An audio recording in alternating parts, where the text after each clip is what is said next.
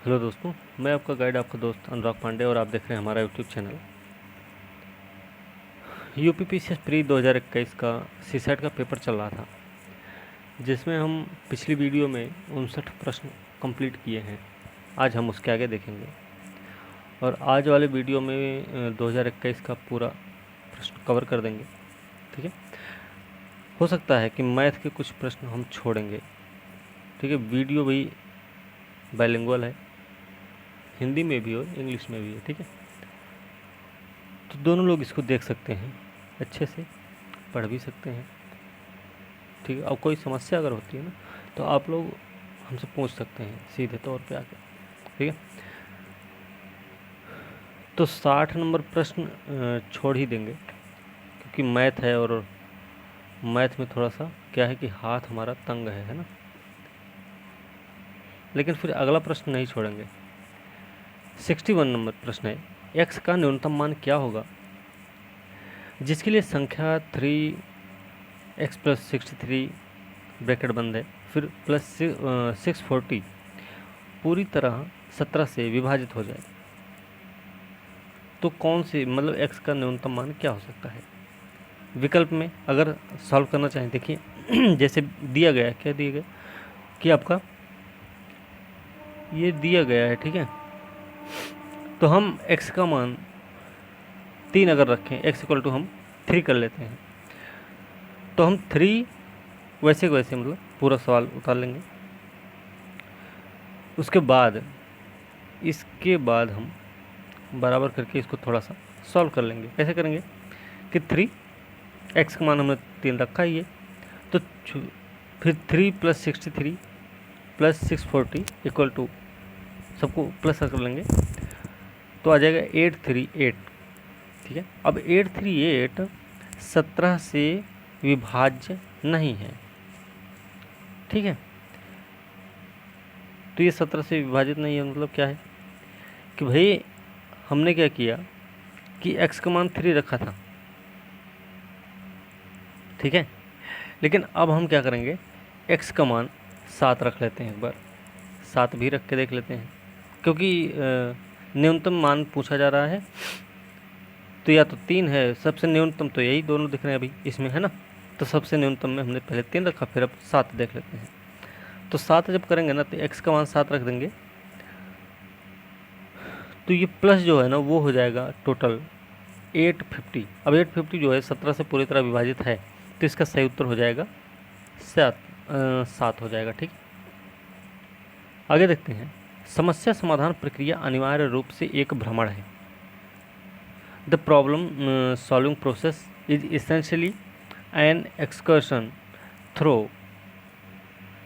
क्या है भाई, समस्या समाधान की प्रक्रिया अनिवार्य रूप से एक समस्या परिक्षेत्र के माध्यम से एक भ्रमण है। ठीक है, मतलब प्रॉब्लम स्पेस।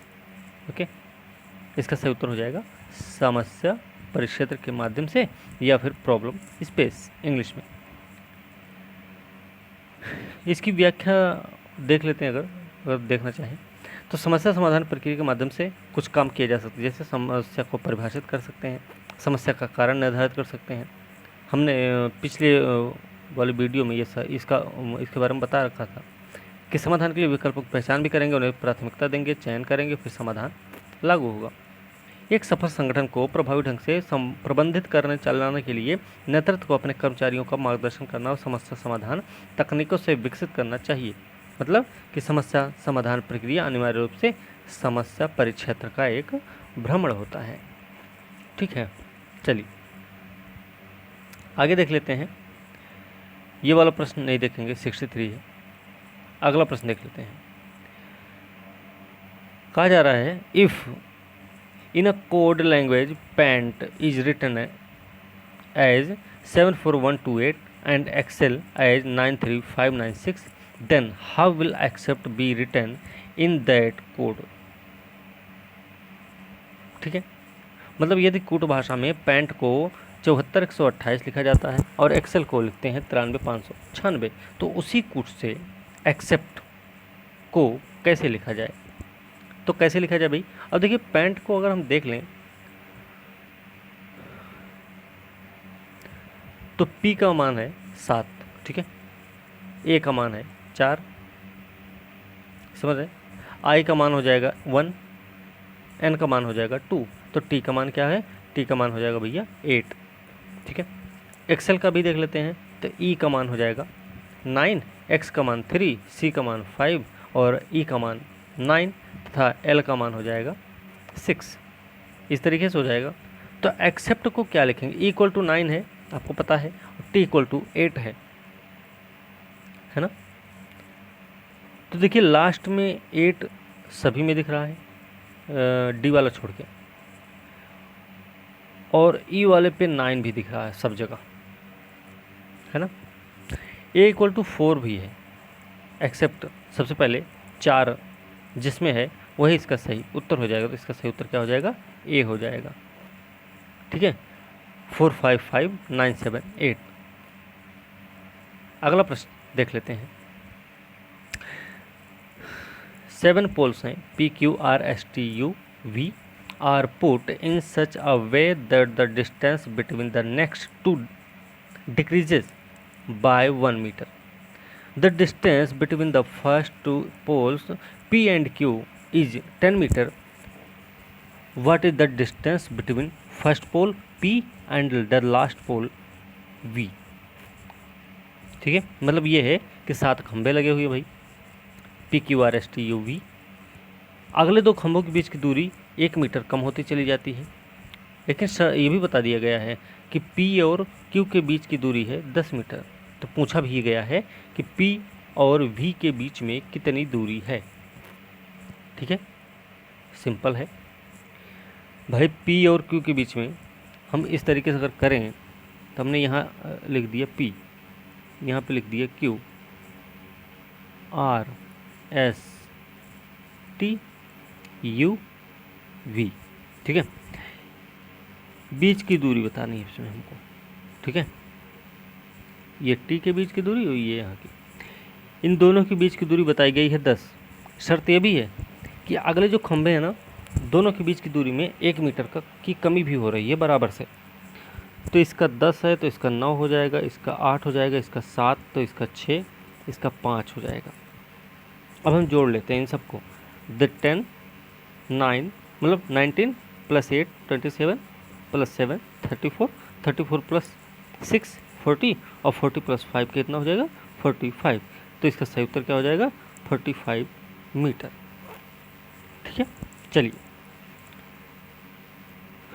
अगला प्रश्न देखते हैं। निम्नलिखित में से कौन सा एक पराभाषा पैरा लैंग्वेज में सम्मिलित नहीं है।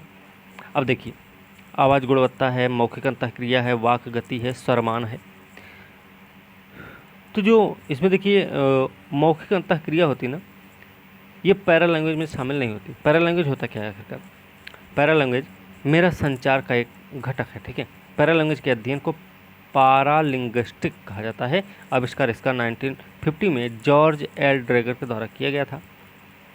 पैरा लैंग्वेज में विभिन्न तकनीकें होती जैसे छंद शास्त्र होता है, पिच होता है, मात्रा होती है, स्वरहावली होता है। इनका उपयोग कर शब्दों के अर्थ में परिवर्तन या शब्दों के माध्यम से भावनाओं को व्यक्त किया जाता है। पैरा लैंग्वेज में स्वरमान जो कि पिच, वाक गति, स्पीच रूट, आवाज़ गुणवत्ता, voice quality, accent, volume, modulation, fluency, इन सब शामिल होते हैं, ठीक है। तो पराभाषा जो पैरा लैंग्वेज में मौखिक अंतःक्रिया शामिल नहीं होती है, ठीक है। Which one of the following is not included in para language. तो इसका सही उत्तर हो जाएगा मौखिक अंतःक्रिया। सही उत्तर हो गया वर्बल इंटरएक्शन, ठीक है। अगला प्रश्न देखते हैं कि प्रश्न चिन्ह के स्थान पर निम्नलिखित में से कौन सा कैरेक्टर मैट्रिक्स को पूरा करता है। ठीक है भाई, ये पूरा ऑप्शन दिख जाए, ठीक है। Which of the following character placed at the sign of question mark to complete the matrix. इसमें देखिए क्या है कि 4C है, 28B है, 7B है, 2B है, क्वेश्चन मार्क है, 5A है, 3A, 45B, 15C है। तो कैसे करेंगे भाई, देखिए हम इसका और इसका मल्टीप्लाई अगर कर लें मतलब 7 और 4 का करेंगे, बी और सी का नहीं करेंगे, ठीक है। तो 7 4 का मल्टीप्लाई किए, 7 चौके 28, ओके। 3 और 15 का जब मल्टीप्लाई करेंगे तो हो जाएगा 45, 45, ठीक है। तो 2 और 5 का मल्टीप्लाई क्या हो जाएगा भैया, सीधा सा है ना, 10 होगा। लेकिन एक चीज़ ये भी है कि सी है, बी है, ए है, तो बी सी बी हो जाएगा ना, तो 10 सी हो जाएगा इसका सही उत्तर, ओके, 10 सी हो जाएगा। चलिए अगला प्रश्न देखते हैं। अगला प्रश्न है, किसी घन के सभी फलकों को इस प्रकार से पेंट करने के लिए किन्हीं दो संलग्न फलकों के रंग समान ना हो, कम से कम कितने रंगों की आवश्यकता होगी। मतलब क्या है, इंग्लिश में देख लेते थोड़ा सा। The minimum number of colours required to paint all faces of a cube that no two adjacent faces में have the same colour is. तो देखिए क्या है ना, किसी घन के सभी फलकों को इस प्रकार से पेंट करने के लिए कजिए, मतलब किन्हीं दो संलग्न फलकों के रंग समान ना हो तो कम से कम 3 रंगों की आवश्यकता होगी, ठीक है, ध्यान रखना, 3 रंगों की आवश्यकता होगी। तो इसका सही उत्तर हो जाएगा सी, ओके। आगे देखते हैं, निर्णय लेने के संदर्भ में कौन सा कथन सही है, मतलब with respect to reference to decision making which statement is और करेक्ट। तो पहला स्टेटमेंट है मानवीय तार्किकता सीमित है। दूसरा है कोई भी व्यक्ति अभ्यास के माध्यम से अपने निर्णय लेने में सुधार कर सकता है, ठीक है। इंग्लिश में देखें इसका स्टेटमेंट, तो पहला स्टेटमेंट है कि ह्यूमन रैशनैलिटी इज लिमिटेड, और दूसरा स्टेटमेंट है any individual can improve his decision making through practice. बताना भैया कि select the correct answer using the codes given below. नीचे दिया गया है, सिर्फ एक सही है, दूसरा सही है, पहला दूसरा सही है, पहला दूसरा गलत है। तो इसमें देखा जाए ना तो दोनों सही हैं। कैसे होंगे कि निर्णय लेना प्रबंधन में एक महत्वपूर्ण काम होता है। क्यों? क्योंकि निर्णय लेना भैया समस्या से संबंधित है। एक प्रभावी निर्णय लेने में समस्याओं को हल करके वांछित लक्ष्यों या उद्देश्यों को प्राप्त करने में मदद मिलती है। निर्णय लेने के संदर्भ में मानवीय तार्किकता सीमित है तथा कोई भी व्यक्ति अभ्यास के माध्यम से अपने निर्णय लेने में सुधार कर सकता है। तो इसका सही उत्तर क्या हो जाएगा? सी हो जाएगा, ठीक है। चलिए अगला प्रश्न देखते हैं। निम्नलिखित में से कौन सी श्रेणी की संख्या नहीं है? Which one of the following is not a number of the series? दिया गया है 1, 8, 27, 64, 125। देखिए क्या है ना कि क्यूब हैं ये सब एक दूसरे के, जैसे 1 का क्यूब 1 होगा, 2 का क्यूब 8 हो जाएगा, 3 का क्यूब 27 हो जाएगा, 4 का क्यूब 64 हो जाएगा, 5 का क्यूब 125 हो जाएगा, ठीक है।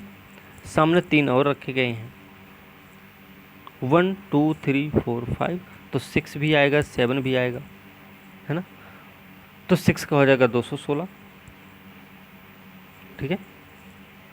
7 का हो जाएगा 343, 8 का हो जाएगा 512, 9 का होगा 729 और 10 का हो जाएगा 1000, ठीक है। तो इसमें जो नहीं है ना वो होगा 256। कोई क्यूब नहीं बन रहा ना ये, तो इसका सही उत्तर हो जाएगा ए, ओके। चलिए अगला प्रश्न देखते हैं। निम्नांकित को सही अनुक्रम में व्यवस्थित कीजिए। छाती है, ललाट है, पेट है, पैर, कान है, पैर है, ठोड़ी है। Arrange the following the in correct order. पहला है, अब देखिए पहले से हम अंत तक पढ़ेंगे। Chest, forehead, stomach, ear, leg, chin. इनको सही से लगाना है भाई। सही अनुक्रम क्या हो जाएगा? ललाट, ललाट के बाद कौन सा आएगा? मतलब पहले ललाट आएगा ना, ठीक है। फिर क्या आएगा? फिर आएगा कान। कान मतलब ईयर, और ललाट मतलब क्या होता है? फोरहेड, ठीक है।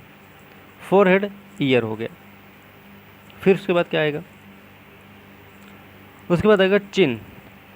चिन मतलब ठोड़ी, ठीक है। फिर आएगा छाती, चेस्ट, फिर आएगा पेट, स्टमक, फिर आएगा लेग, पैर। तो इसका सही उत्तर बी हो जाएगा। ठीक है, इसमें कोई डाउट नहीं होना चाहिए। आगे चलते हैं। ये मैथ वाला प्रश्न फिर से छोड़ देंगे। अब देखिए अगला प्रश्न देख लेते हैं, मैथ वाला नहीं करेंगे। अगला प्रश्न है कि निम्नलिखित में से व्यवहार परिवर्तन को प्रभावित करने की आधारभूत प्रविधि कौन सी है? Which one of the following is a basic method of effecting behavioural change?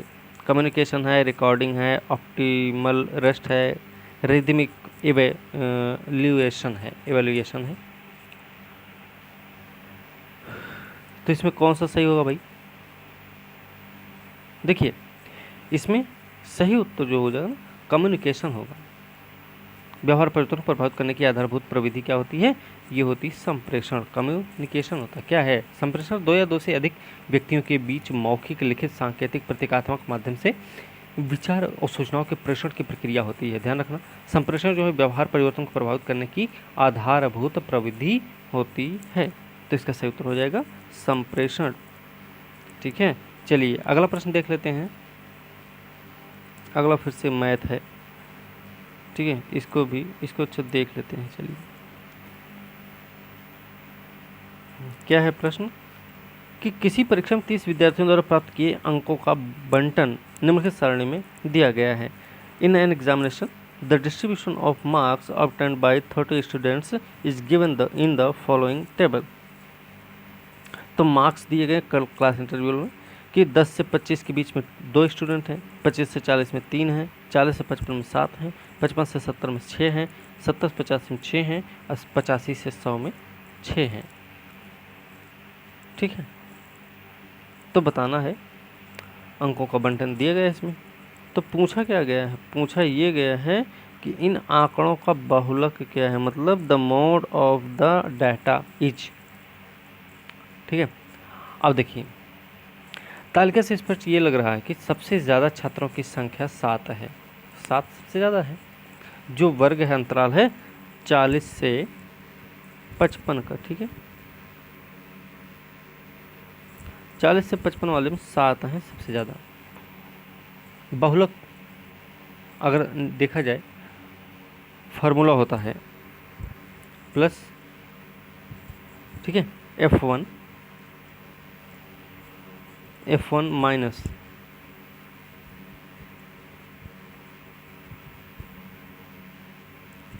F1 minus F0 upon हो जाएगा 2F1 माइनस F0 माइनस हो जाएगा F2। ठीक है, मल्टीप्लाई हो जाएगा H क्या है भाई? अब देखते हैं। देखिए 40 से 55 के बीच में अंतर कितना है? 15 का। ठीक है, यही है आपका H। तो हमने क्या कर दिया, इसी फॉर्मूला के आधार पे ये है 40 पहला, है ना, फिर क्या होगा 7 माइनस 3 अपॉन हो जाएगा 2 इंटू 7। ठीक है, 2F1 है माइनस F0 क्या था? F0 3 ही है, हमने कर दिया, माइनस हो जाएगा F2 6 है। ठीक है, अब इसके आगे देखेंगे, अगर इसको हम ब्रैकेट बंद कर देते हैं भाई, अब थोड़ा सा आगे देखेंगे क्योंकि जगह बहुत कम है ना। तो हमने क्या किया 40 प्लस 4 प्लस 15, ठीक है, 4 गुणे 15 बटा है 14 ऋण 9। इसको सरल कर लेते हैं। अरे भाई सीधा सा है कि 40 धन 4 गुणे 15 बटे 14 में से 9 गया कितना होगा 5। ठीक है, यहाँ तक समझ में आ गया। अब क्या करेंगे, 5 हो गया ना, तो हम डिवाइड कर देंगे, 5 से 15 को काटेंगे तो 5 या 15 40 प्लस 12, क्यों? क्योंकि 4 गुणे 3 हो जाएगा। ठीक है, तो 40 12 कितना होता है? 52 होता है ना। तो इसका सही उत्तर क्या हो जाएगा? 52 हो जाएगा। ठीक है, 52 हो जाएगा इसका सही उत्तर। चलिए अगला प्रश्न देख लेते हैं। निम्नलिखित में से असंगत को चुनना है भाई। Choose the odd one among the following. 15 अगस्त है, 26 नवंबर है, 14 नवंबर है, 26 जनवरी है। अब देखिए 15 अगस्त क्या है? स्वतंत्रता दिवस है। ठीक है, 14 नवंबर क्या है? बाल दिवस है। 26 जनवरी क्या है? गणतंत्र दिवस है। लेकिन 26 नवंबर को अब संविधान दिवस मनाया जाता है। ठीक है, लेकिन उसमें 26 नवंबर जो है वही आपका गलत है। ठीक है, चलिए आगे देखते हैं। आगे फिर से मैथ है, इसको देख लेते हैं क्योंकि ये बहुत ज़्यादा कठिन नहीं है। ठीक है प्रश्न, if x y z are positive integers such that x ratio y equal to 1:2 and y ratio z equal to 3:5, then which one of the following will be possible value of 5x minus 3y plus z? क्या हो जाएगा? मतलब x y z धनात्मक पूर्णांक इस प्रकार से हैं कि x अनुपाते y बराबर 1:2, y अनुपाते z बराबर 3:5। तो निम्नलिखित में से कौन सा 5x ऋण 3y धन z का समन्वय संभव मान होगा? तो भाई सीधा सा दिया गया है, x रेशियो y बराबर कितना है? 1:2, y रेशियो y अनुपात z बराबर है कितना है? 3:5। ये तो दिया ही गया है, इसमें तो कोई डाउट नहीं। ठीक है, तो y अनुपात z क्या हो जाएगा? तीसरा हमें निकालना है ना भाई। y अनुपात z बराबर क्या हो जाएगा? देखिए इसमें क्या करेंगे ना, 3 तो 3 गुणे 1 तो 3 हो जाएगा, 3 गुणे 2 6 हो जाएगा, और 5 गुणे 2 हो जाएगा एक बार। ठीक है, 10, मतलब 3:6:10। यहाँ तक समझ में आ गया। मान लेते हैं कि x की वैल्यू है 3 के। ठीक है, y की वैल्यू क्या हो जाएगी? y की वैल्यू है 6 के। तो z की वैल्यू क्या होगी? z की वैल्यू हो जाएगी 10 के। अब क्या करेंगे भाई? देखिए अच्छा 5x minus 3y plus z भी दिया गया है ना।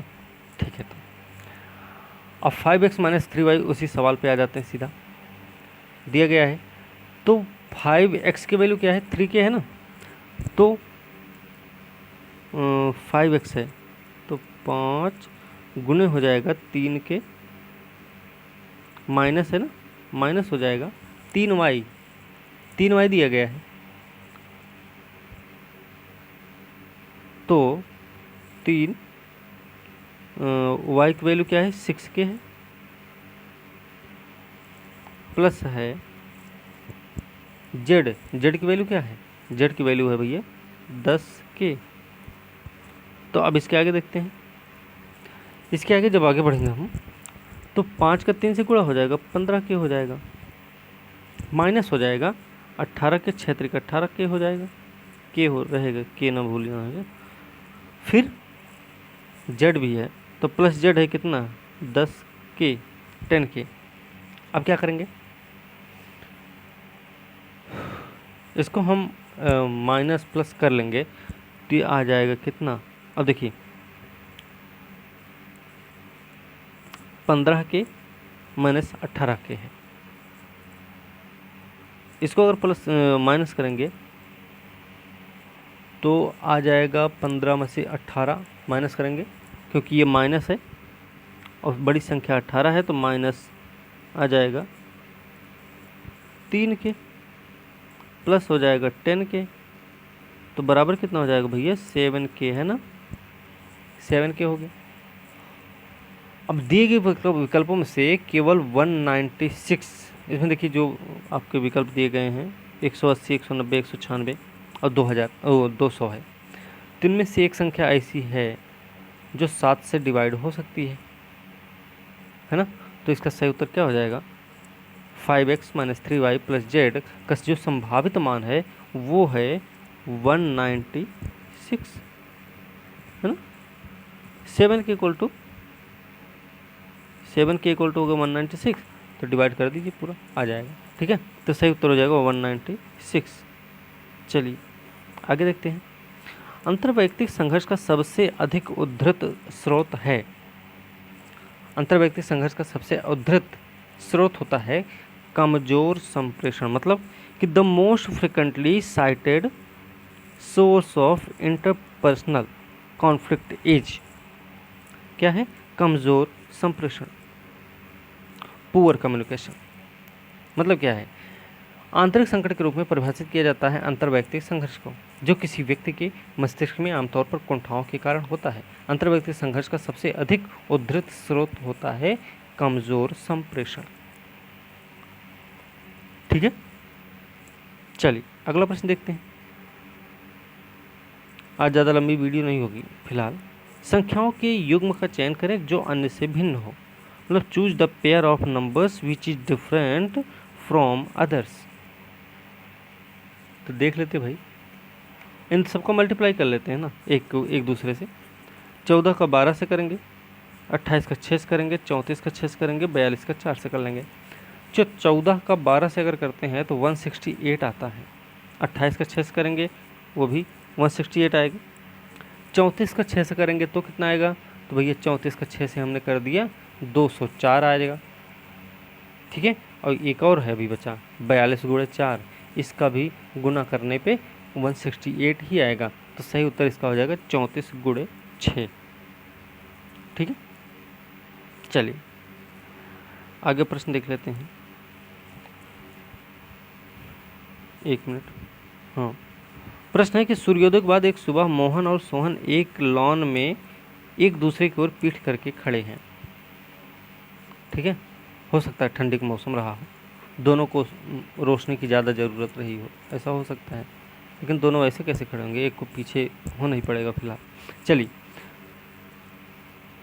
तो ये दोनों लॉन में खड़े हैं एक दूसरे तरफ पीठ करके। मोहन की जो छाया है ना, उसकी पीठ उसके ठीक बाईं ओर पड़ रही है, और सोहन का मुंह किस तरफ है, छाया मोहन की ठीक बाईं ओर हो रही है, पूंछा सोहन का मुंह जा रहा है, किस दिशा में होगा। चलिए देख लेते हैं।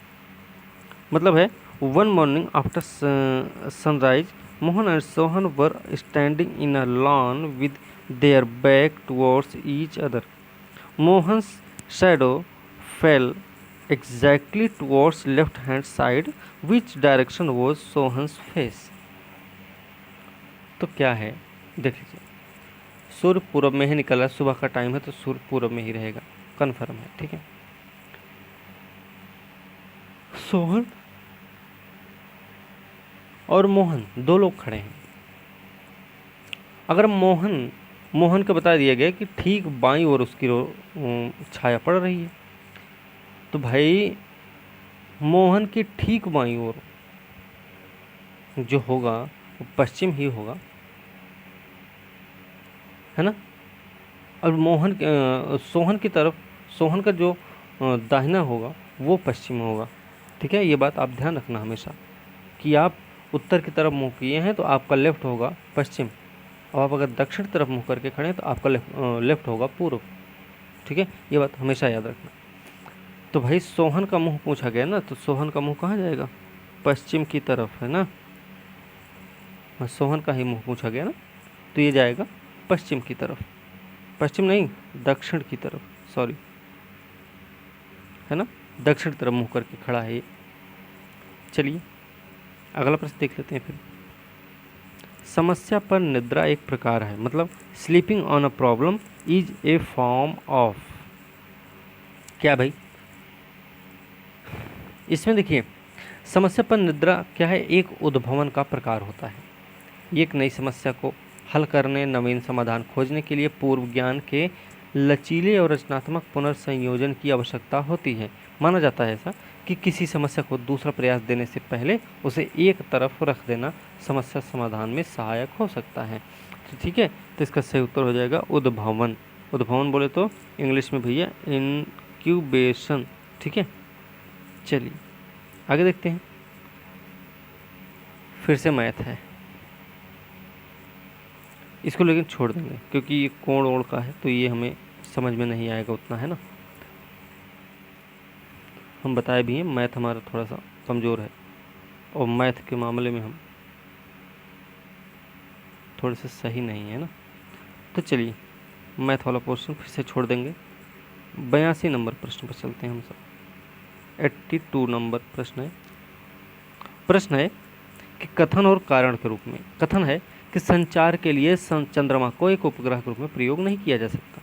कारण है कि चंद्रमा पृथ्वी के भूमध्यरेखीय सतह में गतिमान नहीं होता है। अब बताना ये है कि विकल्प में उत्तर का चयन करना में सही उत्तर कौन सा पड़ेगा। देखिए असर्शन है moon can not be used as a satellite for communication. तो रीजन है moon does not move in the equatorial plane of the earth. तो इसका सही उत्तर क्या हो जाएगा भाई।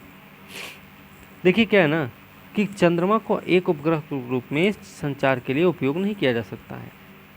ठीक है, क्यों नहीं किया जा सकता, क्योंकि चंद्रमा पृथ्वी के भूमध्यरेखीय सतह में गतिमान रहता है। लेकिन क्या कहा गया कि चंद्रमा पृथ्वी के भूमध्यरेखीय सतह में गतिमान नहीं होता। तो भैया असर्शन सही है, रीजन आपका गलत है। तो इसका सही उत्तर क्या हो जाएगा, सी हो जाएगा। ए सही है जबकि आर गलत है। ठीक है, अगला प्रश्न देखते हैं। 83 नंबर प्रश्न है, प्रोफेशनल शब्द के अक्षरों से निम्नलिखित में से कौन सा एक शब्द नहीं बनाया जा सकता। Which one of the following word cannot be formed using the letters of the word professional। कौन सा शब्द नहीं बन सकता। वैसे भी देख सकते हैं, इसमें सीधे सीधे दिख रहा है। नॉर्मल बनेगा क्या, इसमें कहीं दिख भी नहीं रहा। फाइनल हो सकता है ना, सही है। पैशन है, सही है। लेसन भी बन जाएगा। तो बनेगा क्या, नहीं तो बनेगा नहीं भैया नॉर्मल। क्यों, क्योंकि प्रोफेशनल में एम ही नहीं है ना। तो इसका सही उत्तर हो जाएगा नॉर्मल। ओके, चलिए अगला प्रश्न देखते हैं। सक्षमता, संबद्धता और स्वायत्तता की मनोवैज्ञानिक आवश्यकताओं को पूरा करने के लिए किन कौशलों का एक प्रभावी भंडार आवश्यक है। In order to satisfy the psychological needs of competence relatedness and autonomy and effective repertoire of which skills are necessary। तो इसमें कौन सा सही होगा भाई। सक्षमता, संबद्धता, स्वायत्तता की मनोवैज्ञानिक आवश्यकताओं को पूरा करने के लिए किन कौशलों का एक प्रभावी भंडार आवश्यक होता है। तो भैया ध्यान रखना इसमें ना, इसके लिए अगर थोड़ा इसकी व्याख्या देख लेते पहले। तो अंतर्वैयक्तिक कौशल, वैयक्तिक जो कौशल होता है ना, किसी के व्यक्तित्व का एक महत्वपूर्ण पहलू होता है। ध्यान रखना, अगर कहा जाए कि दूसरों के साथ लोगों की जन्मजात और सुखद बातचीत जो होती है ना, वो है अंतर्वैयक्तिक कौशल। प्रत्येक व्यक्ति के भीतर मौजूद विभिन्न मनोवैज्ञानिक कारक तथा जो दूसरों के साथ बातचीत करते समय हमारे व्यवहार को प्रभावित करते हैं, उन्हें अंतर्वैयक्तिक कौशल के रूप में जाना जाता है। ठीक है, तो इसका जो सही उत्तर है ना, वो है इंटरपर्सनल स्किल्स, अंतर्वैयक्तिक कौशल। ठीक है, फिर अगला प्रश्न है कथन और कारण वाला, देख लेते हैं। कथन का ही है। स्टेटमेंट है, क्या किसी बड़ा नगर में केवल एक कंपनी को यातायात व्यवस्था को चलाने की अनुमति देनी चाहिए। स्टेटमेंट है, should only one company be allowed to run the transport system in a big city. तो क्या सही होगा क्या। अब देखिए तर्क भी दिया गया है। तर्क क्या है कि हाँ, इससे विभिन्न कंपनियों के मध्य होने वाली अस्वस्थ प्रतिस्पर्धा का अंत हो जाएगा। लेकिन दूसरा स्टेटमेंट है कि नहीं, यात्रियों को यातायात व्यवस्था के मध्य व्यापक चुनाव उपलब्ध होना चाहिए। तो सटीक तो यही लग रहा है। अच्छा, इंग्लिश में थोड़ा देख लें कि पहला जो आर्ग्यूमेंट है वो ये है कि yes this will put an end to unhealthy competition among different companies. ठीक है। दूसरा क्या है कि no the travellers should be given a wider choice of transport system. Which of the above arguments is और स्ट्रॉन्ग। तो strong तो भैया दूसरा वाला है, तो इसका सीधा सीधा सही सही उत्तर हो जाएगा भैया कि दूसरा वाला सही है। तो सही उत्तर इसका क्या हो जाएगा? सही उत्तर इसका हो जाएगा बी। ठीक है, इसका सही उत्तर बी हो जाएगा। अगला प्रश्न देखिए। अगला प्रश्न है कि समस्या समाधान में सादृश्यता का उपयोग दर्शाता है। Use of analogy in problem solving means. तो इसका सही उत्तर क्या हो जाएगा? समस्या समाधान में सादृश्यता का उपयोग क्या दर्शाता है? देखिए, तकनीकों का जो अनुप्रयोग होता है ना, जिनका उपयोग हम पिछली समान परिस्थितियों में किया गया था, समस्या समाधान में सादृश्यता के उपयोग को दर्शाता है। ये समस्या समाधान में व्यक्ति पूर्व में और समान परिस्थितियों में सीखे गए अनुभव का उपयोग कर समस्या का समाधान करने में सक्षम बनता है। तो इसका सही उत्तर क्या हो जाएगा?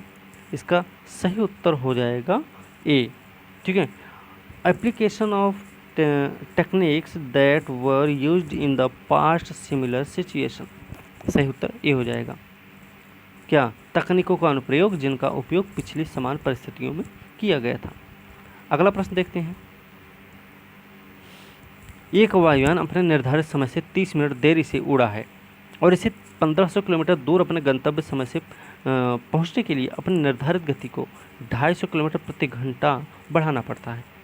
तो निर्धारित गति क्या है उस प्लेन की? प्रश्न है, ए plane left 30 minutes later than the scheduled time and in order to reach its destination 1500 km away in time, it has to increase its speed by 250 km per hour from its usual speed. The usual speed is, तो कौन सी speed हो जाएगी भाई?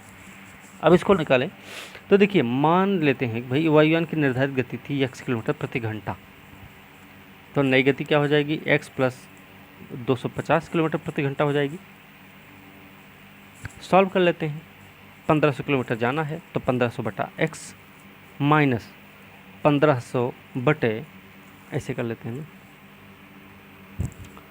Solve कर लेते हैं सही से। 1500 बटे x माइनस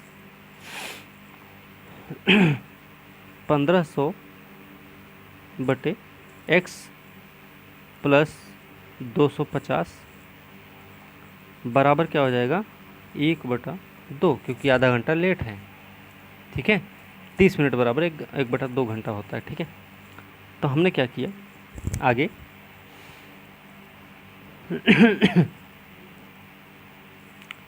आगे हमने इन सब को सॉल्व किया, तो ये हम कर दिए 250। ठीक है। 250 अपॉन x प्लस 250 है ना, बराबर हो जाएगा 1/3000। यही हो गया ना। अब क्या करेंगे? अब देखिए, हम x नीचे वाला वैल्यू अलग कर लेंगे। अब तो x स्क्वायर हो जाएगा, x स्क्वायर प्लस 250x है ना, माइनस हो जाएगा कितना? 250 ऊपर था और एक तरफ 3000 था, तो इसका मल्टीप्लाई करेंगे तो ये आ जाएगा 75000। अब फिर से सॉल्व कर लेते हैं।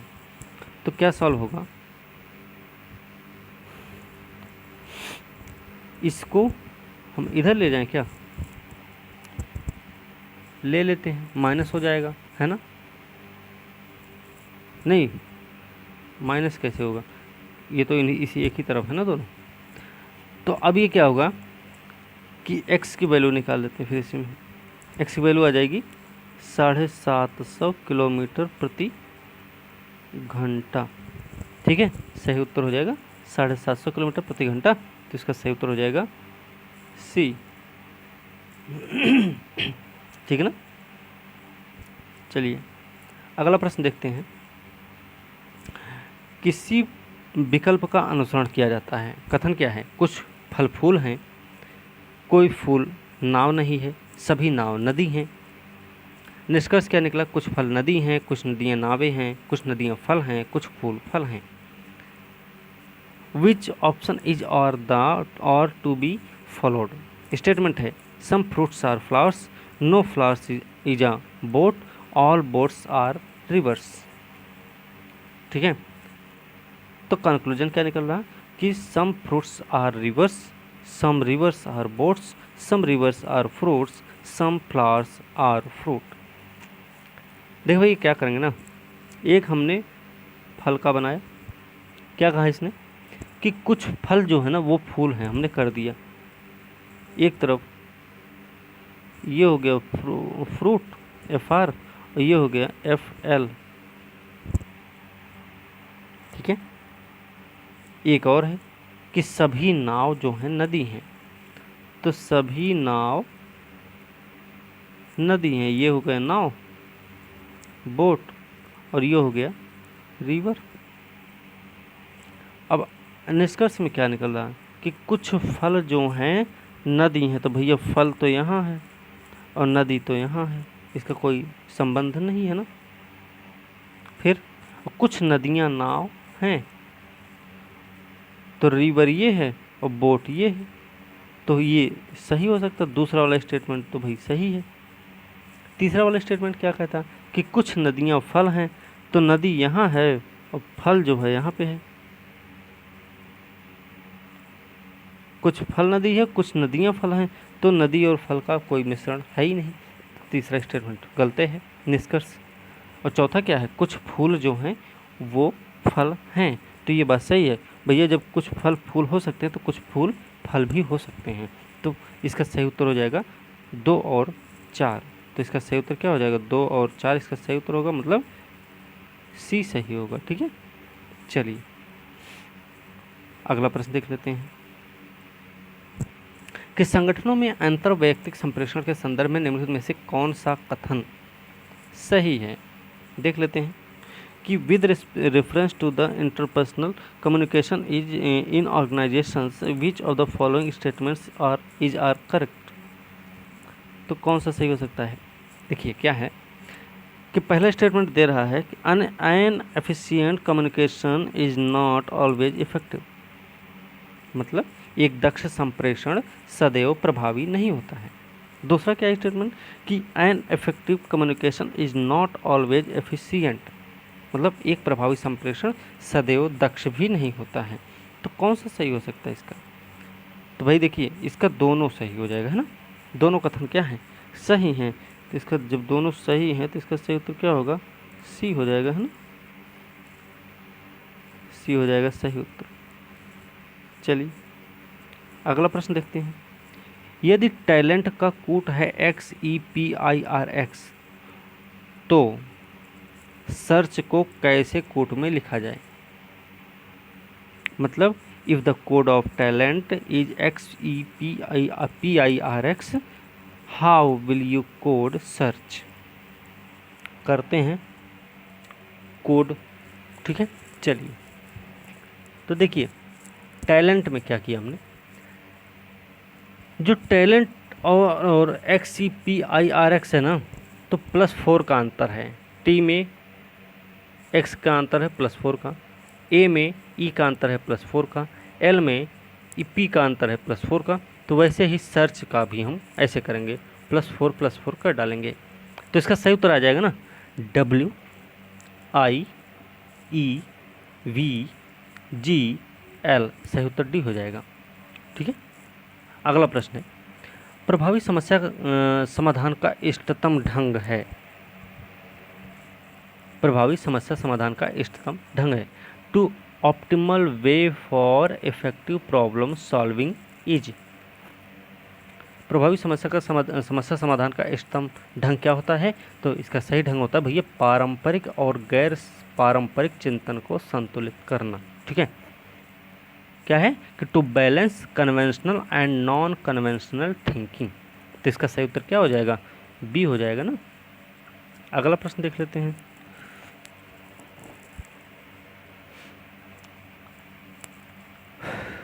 ये भी मैथ है,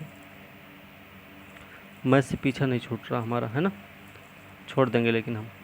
आगे देख लेते हैं। ड्यूमा का संबंध रूस से उसी प्रकार है जिस प्रकार शोरा का संबंध है। Duma is related to Russia in the same way as Shura is related to. तो शोरा जो है ना अफगानिस्तान की संसद का नाम है, याद रखना। तो इसका सही उत्तर अफगानिस्तान हो जाएगा। अगला प्रश्न क्या है कि निम्नलिखित में से कौन सा प्रतिरूप अंतर्वैयक्तिक संप्रेषण की गत्यात्मकता पर बल देता है। क्या प्रश्न है कि विच one of the following model emphasises on the dynamism of interpersonal communication. तो इसका सही उत्तर क्या हो जाएगा, इसका सही उत्तर हो जाएगा समव्यवहार प्रतिरूप, ट्रांजैक्शनल मॉडल। ठीक है, इसका सही उत्तर हो जाएगा ट्रांजैक्शनल मॉडल हो जाएगा। ठीक है, व्याख्या इसकी देख ले क्या, व्याख्या छोड़ देते हैं, व्याख्या क्या करेंगे, व्याख्या देख लेंगे। अच्छा, अंतर्व्यक्तिक संप्रेषण स्वयं के साथ संचार है, ध्यान रखना। इसमें सोचना, विश्लेषण करना, व्याख्या करना, आकलन करना, इन सब चीज़ों को महसूस करना भी सम्मिलित होता है। यह किसी चीज़ को स्पष्ट करने की दृष्टि से व्यक्तिगत स्व को प्रतिबिंबित करता है, याद रखना भाई। ठीक है, अगला प्रश्न देख लेते हैं कि सोनिया ने एक वस्तु 16% लाभ पर बेच दी। यदि उसने इसे 4% कम पर खरीदा होता तो 8 रुपये अधिक पर बेचा होता तो उसे 25% का लाभ मिलता भी। तो वस्तु का क्रय मूल्य क्या है, मतलब कि Sonia sold an article at a gain of 16% if she had bought at 4% less and sold it for 8 rupees more, she would have gained 25%. The cost price of the article was, तो आर्टिकल का मतलब उस सामान का क्रय मूल्य क्या होता भाई, वस्तु का क्रय मूल्य था तो क्या था, मान लेते हैं कि इसका क्रय मूल्य था x। ठीक है, ठीक है, विक्रय मूल्य क्या होता 1.16x रुपीज़। ठीक है, 4% कम पर खरीदा जाता तो नया मूल्य हो जाता 0.96 रुपीज़ होगा। ठीक है, x। ठीक है, अब क्या करेंगे, देखिए 25% का लाभ लेना है तो हमने क्या किया कि 25 बराबर कर दिया। ठीक है, 1.16x प्लस 8 रुपये दिए गए ना, बटा कर देंगे 0.96x रुपीज़, ये हो जाएगा और मल्टीप्लाई हो जाएगा 100। 100 का गुना भी होना चाहिए। ठीक है, तो 100 का गुना कर दिए हम। अब आगे अगर बढ़ाएंगे तो ये हो जाएगा 25/100 बराबर हो जाएगा 0.2x प्लस 8 अपॉन हो जाएगा 0.96x, बस समझें, और इंटू 100 तो पहले ही कर दी हुई ना, तो इंटू नहीं होगा यहाँ पे। ठीक है, इंटू को हमने हटा दिया। अब इसको हम सॉल्व कर देते हैं आगे बढ़ा के। देखिए ये हो जाएगा 0.96x इक्वल टू हो जाएगा 0.8x। ठीक है, प्लस 32 हो जाएगा, समझ आया ना। फिर आगे देख लें।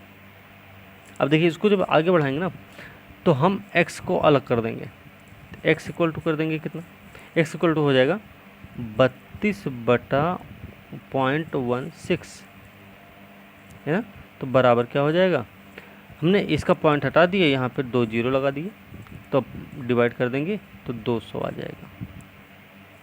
तो सही आंसर क्या होगा, सही उत्तर तो 200 रुपया हो जाएगा ना। तो सही उत्तर इसका 200 हो गया।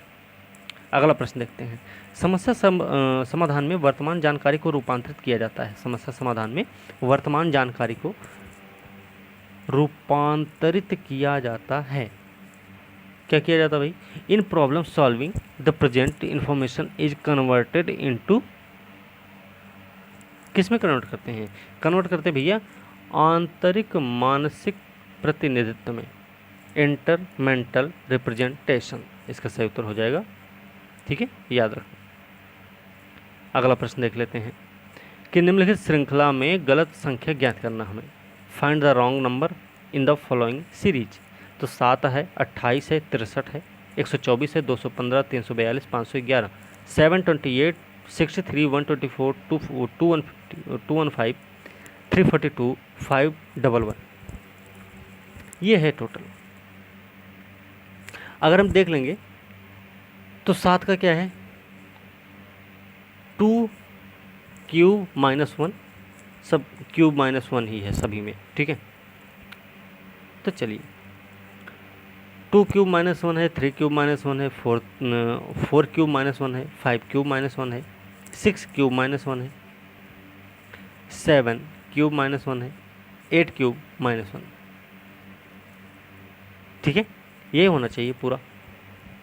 तो इसमें जो 3 का क्यूब -1 हमने किया था, ये 28 की जगह तो 26 होना चाहिए था ना, तो इसका सही उत्तर 28 ही हो जाएगा।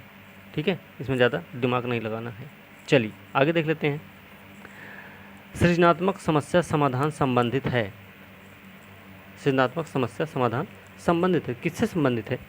मतलब creative problem solving is associated with अपसारित चिंतन से संबंधित है भाई, डाइवर्जेंट थिंकिंग से संबंधित है।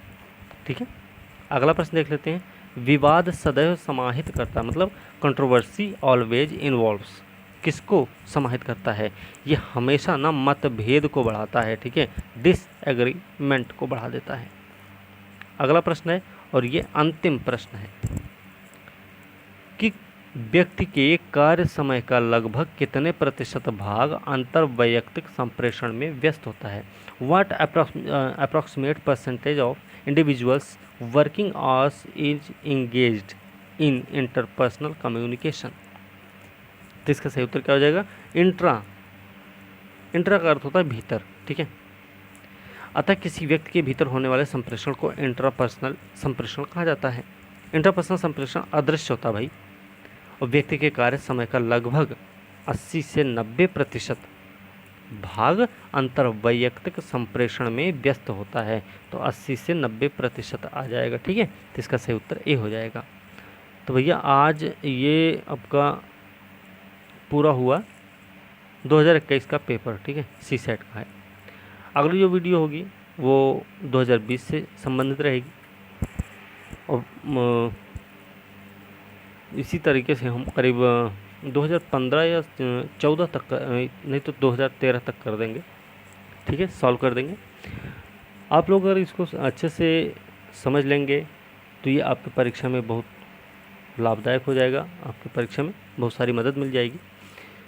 तो फिलहाल आज की वीडियो हम यहीं समाप्त करेंगे। वीडियो अच्छी लगे तो भैया लाइक शेयर कमेंट ज़रूर करें, साथ में चैनल को भी सब्सक्राइब कीजिए और सपोर्ट कीजिए थोड़ा सा, जिससे ये चैनल भी बड़ा हो तो फिर सुविधाएं भी आप लोगों को अच्छी मिल पाएँ। ठीक है, तो इसी के साथ आज की वीडियो हम समाप्त करेंगे। अगली वीडियो के साथ कल मिलते हैं, तब तक के लिए धन्यवाद।